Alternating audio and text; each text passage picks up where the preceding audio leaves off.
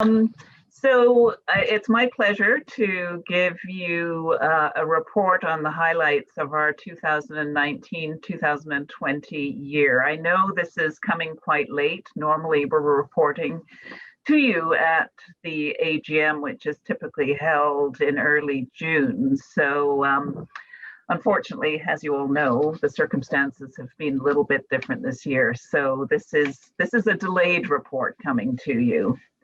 And I will be asking John to advance the slides. So I will have to say next from time to time as we go through the presentation. So next, please, John. So I'm going to start off just really to highlight our nature network. This is, an extraordinary group of organizations across the province who are members of Ontario Nature. Most of them are federated members of Ontario Nature, and they are in right across from northwestern Ontario to right down to the Windsor area, right across to Ottawa, and everywhere in between.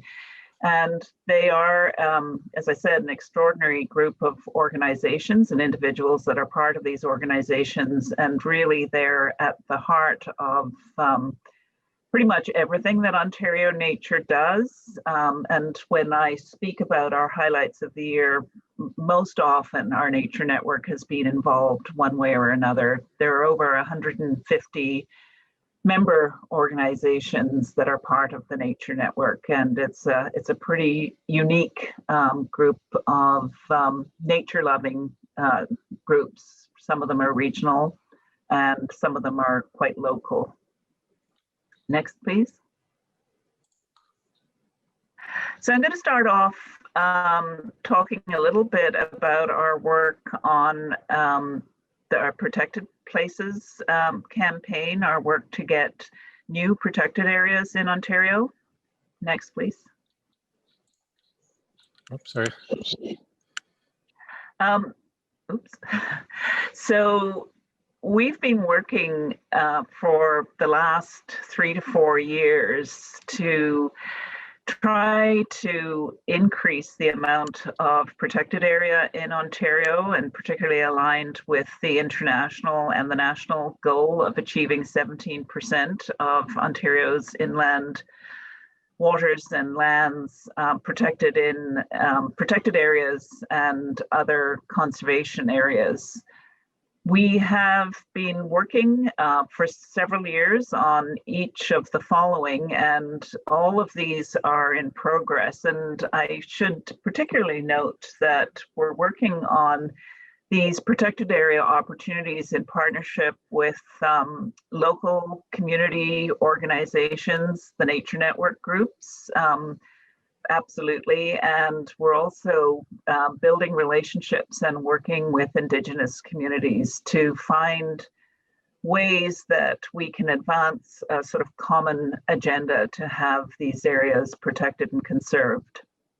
So one of the opportunities is that Forest Stewardship Council certified land. So this is Forest Stewardship Council is a forest certification scheme. It's got the highest environmental standard of any certification for areas that are managed for forest products. And part of the certification requires that companies identify potential protected areas or candidate protected areas. And currently, there's over 1 million hectares of candidate protected areas that have been identified on FSC certified land, but almost none has actually gone through to become properly protected. So that's something that we're working on to try to get those protected areas, candidate protected areas, actually receive full protection.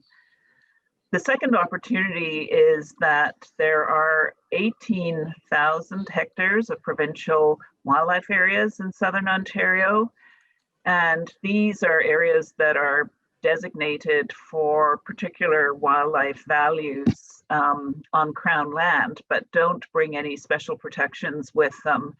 So they represent a huge opportunity for actually becoming protected areas, permanent protected areas. And you may have heard recently about the Crown lands in Prince Edward County, the Point Peter Provincial Wildlife Area. The government did announce that they intend to create a conservation reserve, which is one of the categories of protected area at the Point Peter Provincial Wildlife Area. And we'd like to see this happen at all of the provincial wildlife areas that exist.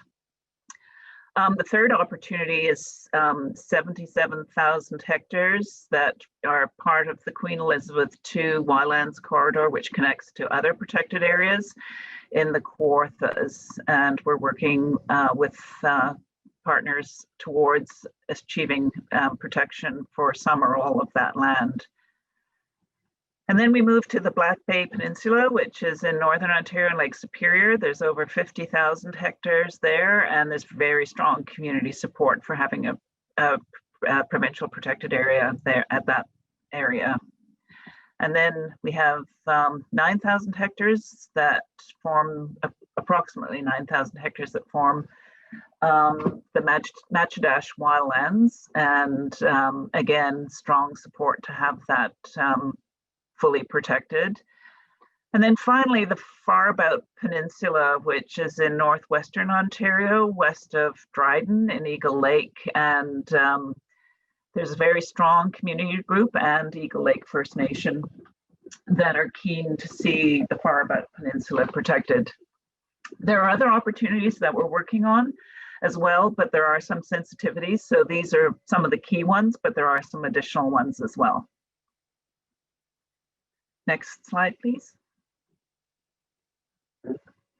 So one of the successes that's been achieved, and this is largely thanks to the Eagle Lake Farabout Peninsula Coalition, which is one of our nature network groups, and Eagle Lake First Nation, is the withdrawal of the Crown lands on Farabout Peninsula from logging, and that goes to 2031. So it's a step towards potential protection because the logging that was, it was part of the land base for logging, and now that has been stopped for the next decade.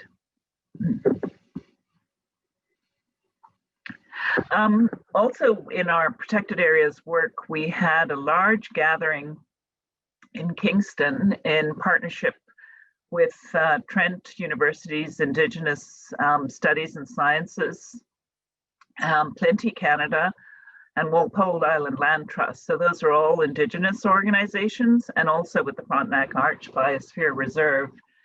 And the purpose of this was really to explore opportunities for working collaboratively and across cultures towards achieving better protection and also to combat climate change. So the sort of intersect between protected areas and climate change. And we had 201 participants, and 18 Indigenous communities and organizations were amongst those, and 25 NGOs and 2 government agencies.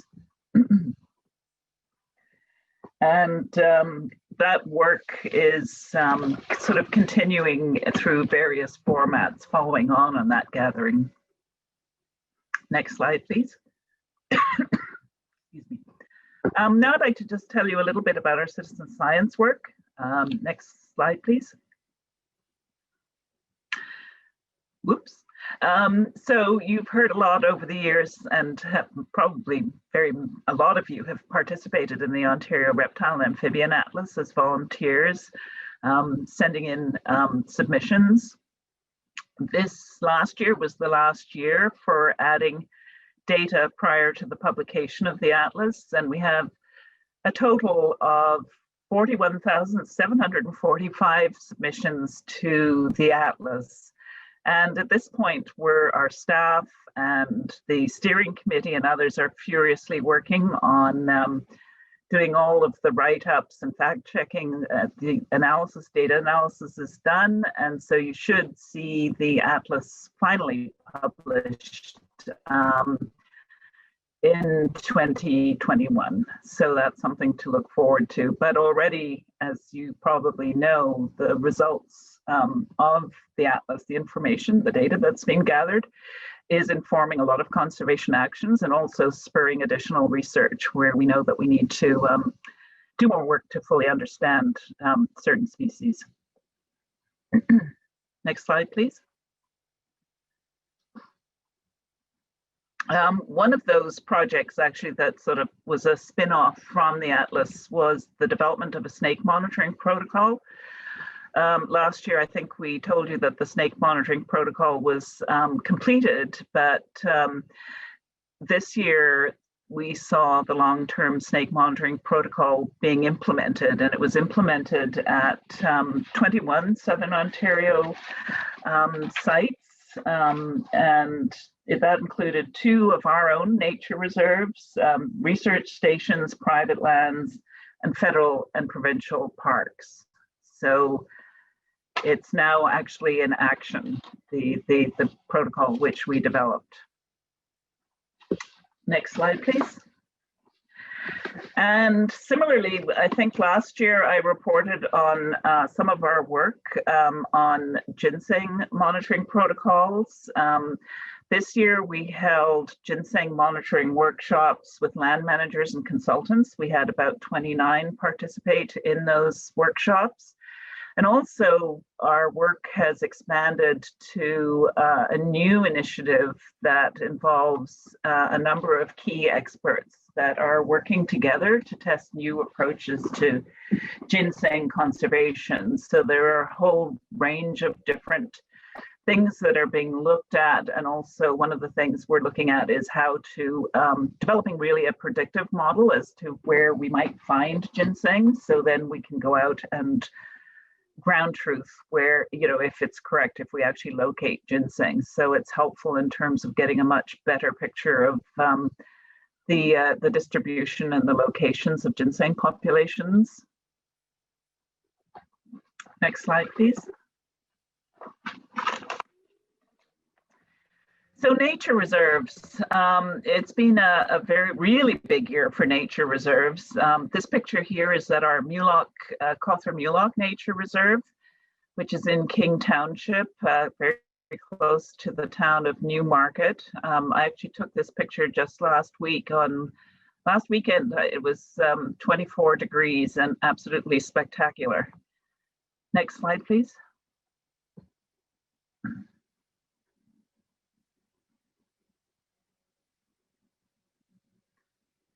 So Mulock, staying at Mulock, we just have completed a big project at the Cawthra-Mulock Nature Reserve.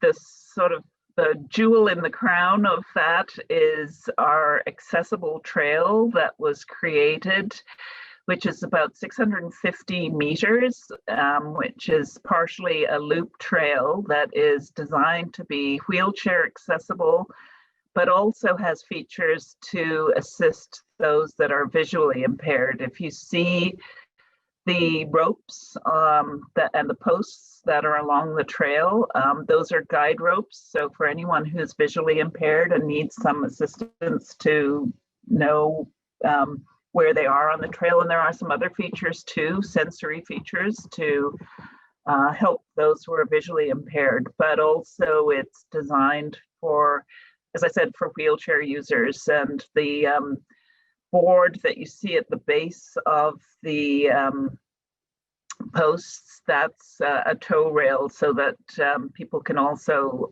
if they're in a wheelchair or visually impaired, can tell where the edge of the trail is. It's a great part of the trail. The birds there actually, last weekend when I was there, the red-breasted nuthatches and the chickadees were going wild. And if you see in the photograph, it's a bit difficult to see, but that's actually a red-breasted nuthatch on my daughter's hand. And in addition to that, we've done a lot of other trail work and rerouted trails throughout the reserve. So I encourage you, if you haven't already, to take a visit whenever you can.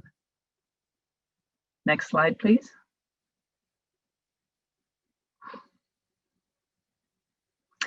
We have been doing work at a large number of nature reserves, but there are two particularly notable projects because they're large and also they're long term. And we've spoken about these before. We did a prescribed burn at the Stone Road Alvar Nature Reserve on Peely Island, and we had monitored before the burn for different groups of species, so snakes, snails, small mammals, and plants. And now that the burn has been done, we're in the post-burn monitoring phase. So that's to determine what species are returning to the burn site. And the reason for all of this work, one of the main reasons for all of this work, is really to determine best management for alvars and looking at burning as a management tool and how that actually might impact these various groups that we're looking at. And we're working with a number of key experts, some from the University of Toronto Scarborough campus, and actually our snail expert is from France. So that work is ongoing. And then at our Sydenham River Nature Reserve, we've got a long-term restoration project underway. There are about 60 acres of farm fields that we're working to restore to Carolinian woodland habitat and also meadow habitat. And we're working, we actually wouldn't be able to do what we aim to do without an extraordinary core of volunteers from our steward groups. The Sydenham Field Naturalists and Lambton Wildlife in particular have been incredible, both in financially supporting this work, but providing a huge amount of volunteer support. And this picture here is actually one where they're out collecting seed for planting as part of the restoration project. And we've done a lot of mechanical work too to create pit and mound topography and create potential vernal pool habitat as well. So that's to encourage species like salamanders. So that, you know, it'll be interesting to go back in about 20 years and see what the Sydenham River Nature Reserve looks like then, because the goal ultimately is to naturalize the entire reserve. We've got some beautiful native habitat on the reserve, but these old fields, which were corn and soybean, all need to be restored and are being restored. Next slide, please. And of course, I think our crowning jewel in terms of our nature reserves was the acquisition or the permanent protection of 417 acres in the Frontenac Arch of Eastern Ontario. That's through the purchase of the Gananoque Lake Nature Reserve and the expansion of the Lost Bay Nature Reserve. Next slide, please. And this is just a quick map to show you where each of them are. The Gananoque Lake Nature Reserve is marked there, 361 acres. And the Lost Bay Nature Reserve, we added 56 acres. The 56 acres was, part of it was a conservation easement donation. And the other part was an outright land donation, both by the same donors, Joel and Ada Farber. So we're really grateful. The yellow area that you see on the map is our existing Lost Bay Nature Reserve. So you can see how that's been expanded thanks to these donations. Next, please.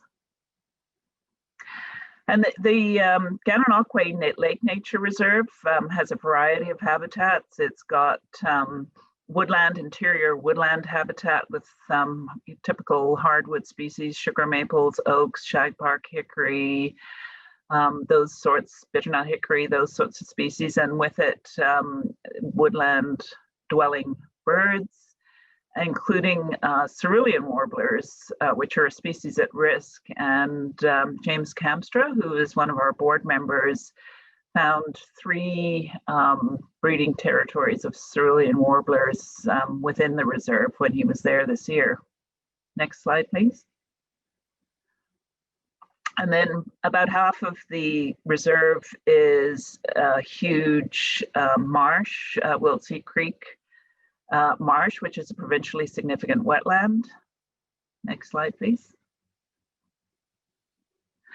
And then finally, just want to just acknowledge the incredible support, first of all, from our members who financially supported the acquisition of these properties with their incredible generous donations, and also to Environment and Climate Change Canada through the Land Trust's Conservation Fund, the Echo Foundation, Quest Nature Tours, and the Ottawa Field Naturalists, one of our nature network groups. So a huge group effort to make this happen.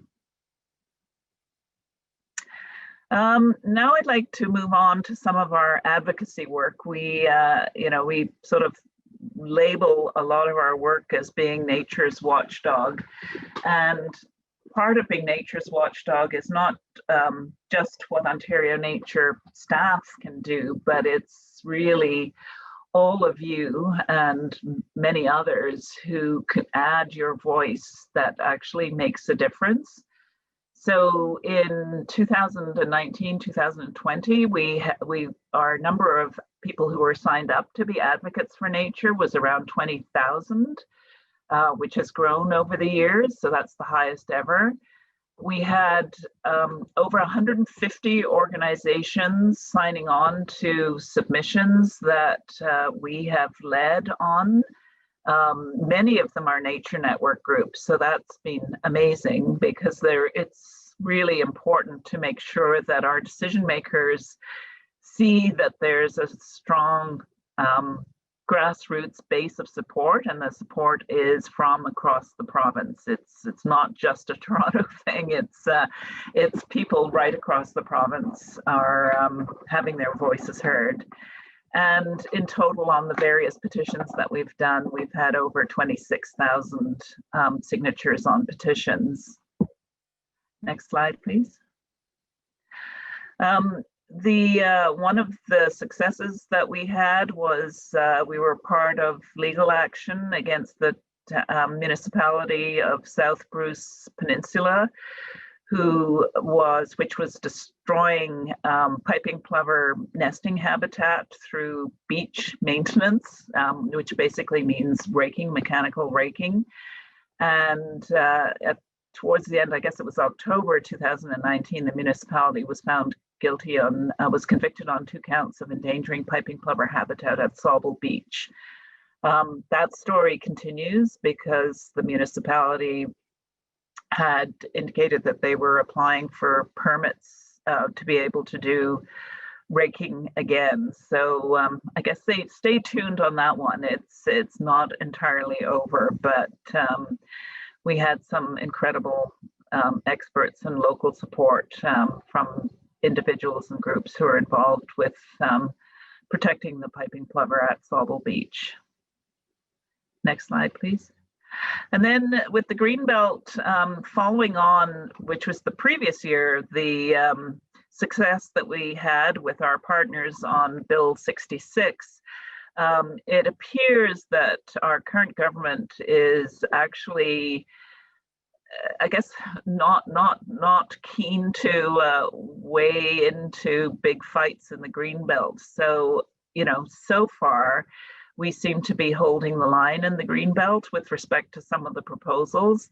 The Greenbelt has been considered to be off limits for some of the proposals that have been put forward regarding, activities that are not compatible with conservation elsewhere. So we need to sustain that voice for the Greenbelt, but also there's a lot of stuff going on elsewhere.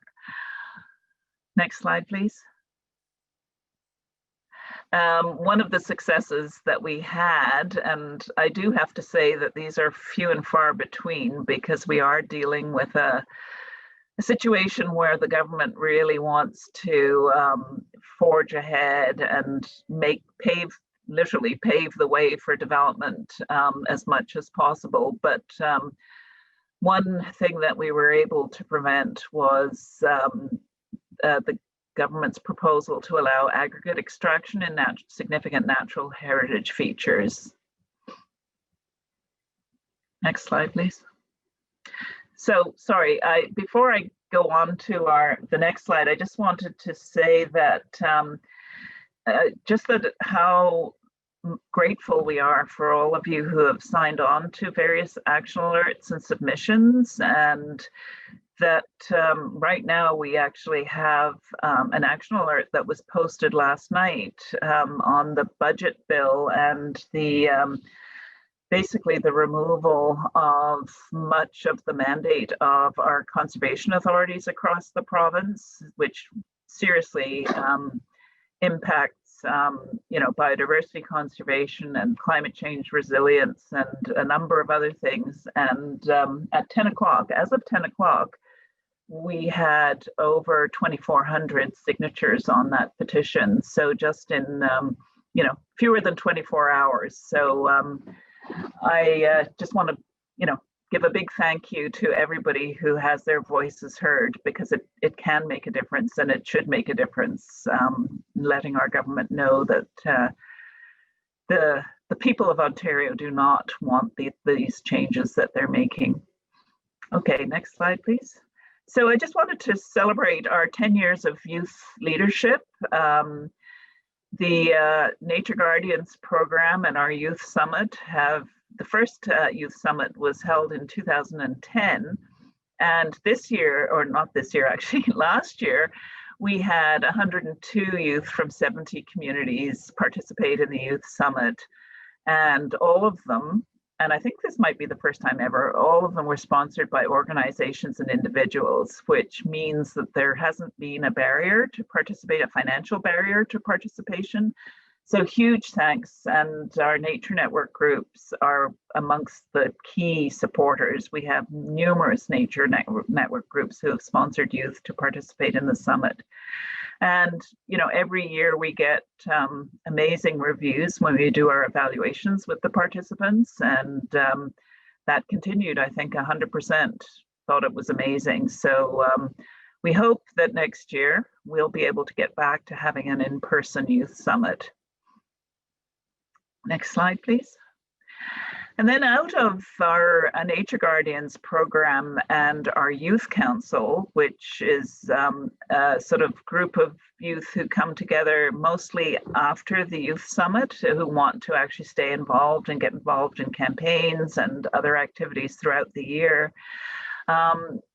A new initiative, and it really was built on a lot of the work we were doing with our Indigenous partners, Plenty Canada, Trent University's Indigenous Studies and Sciences program, and Walpole Island Land Trust. We wanted, and this also came out of one of our Indigenous gatherings on protected areas, where youth really wanted to have a voice and to be able to work together and cross-culturally, really, to learn about, and particularly with non-Indigenous youth, to learn about Indigenous sort of perspectives on conservation and the environment. So out of that was the Youth Circle for Mother Earth was born. And this particular picture is from a leadership retreat that was held back in the winter, as you can see from the snow.